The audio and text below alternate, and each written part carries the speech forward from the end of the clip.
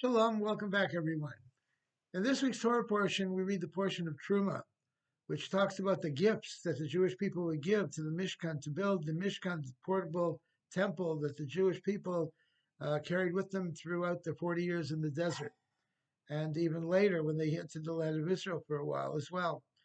And the Mishkan consisted of many different things, curtains and different types of metals that were involved in it, and various woods that were included as well. And there were different objects in the Mishkan, such as the table, the shulchan, the lechem hapanim, the bread, the special bread that was on the in the Holy of Holies. Also the altar, the mizbeach, both outer mizbeach and the inner mizbeach, and of course the center of the entire Mishkan in the Holy of Holies was the Ark, the Aron Kodesh. That's why in a synagogue we call the place where we keep the Torah the Ark, the Aron Kodesh. But the actual Ark was in the Mishkan. It was a box that was inlaid with gold on the inside and gold on the outside with wood in the middle.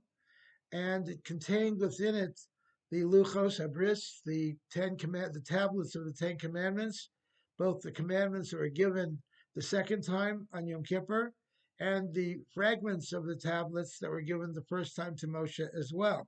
They were all contained there. And when they traveled with the Mishkan, they have obviously traveled with the Ark as well. The Ark had rings on the sides of it and pools that went through those rings.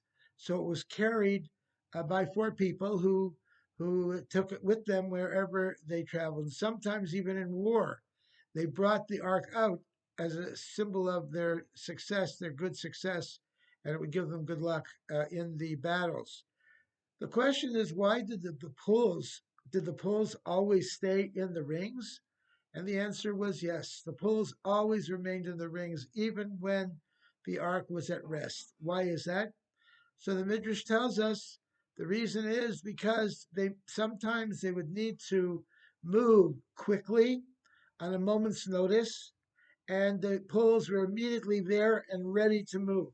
So they didn't have to find where are the poles located and insert them in the rings and carry the ark. They were there right away, and they could be used right away, immediately on a moment's notice to carry the ark. The Rebbe brings down in one of his talks that this represents the service of the Jew. A Jewish person must be steeped in Torah, must be learning Torah as often as we can. As it says, you should occupy yourself in it day and night. But not only should we be occupied ourselves in Torah, but we should also be prepared to teach it and to bring it to another Jew who needs it right away without hesitation. In fact, this is really one of the hallmarks of the Chabad movement, that we are on call 24/7. We are always available to help another Jew in the performance of mitzvahs or whatever their needs are.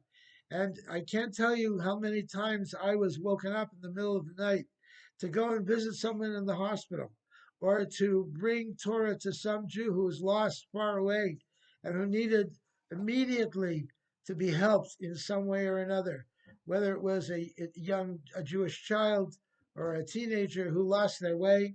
I remember one time I got a call at night, late at night, from a desperate parent in Baltimore, Maryland, I believe it was, that their son had left home and was homeless in San Diego, and if I would please go and find him. And the only clue I got was he hangs out in Moonlight Bay or Moonlight, I forget, one of the beaches in Encinitas, and that's usually where he can be found. So at night, it was about 1 o'clock in the morning. I called a friend. I shouldn't go there by myself. And off we went to this place, this beach, at 1 o'clock in the morning. It was pitch black. We walked around. We tried to find out, where is this fellow? Anybody know who he is? No one knew, but they gave us a hint. And the hint was, there's a lot of homeless people who camp out in the bushes by the beach, by this beach. And if you go there in the early in the morning, when the sun comes up, even before the sun comes up, around 4:30 in the morning, you will see, you're very likely, if he's there, he will wake up then also, and you'll be able to see him. So it was already 2 or 3 o'clock in the morning by the time we got home, but we had to go back. We had, even though it was only an hour and a half, 2 hours later, with very, very little sleep, off we went to Moonlight Beach, and indeed he was there, and we found him, and he came up like the resurrection of the dead, how the souls rise up. He came up, and we asked about him, and he identified himself, and we ended up bringing him back to our community, and we then sent him the same day back to Baltimore to his parents. The boy was hungry, he was tired, he was ready to go home. He was only about 18 years old at the time. We Jews have to be ready and prepared to do that. If another Jew needs help, whatever situation they're in, and especially to teach them Torah and to direct them in the path of mitzvahs, we need to be prepared at any time, day or night, at any time to go out and help a fellow Jew. Not just the Chabad rabbi, but everyone has to be able to do that. And hopefully, when we're able to do that and we give ourselves completely, then Hashem will see how much Torah means to us and how much helping another Jew means to us. And that will be the moment that Mashiach will come, if not sooner. Shalom and have a good week.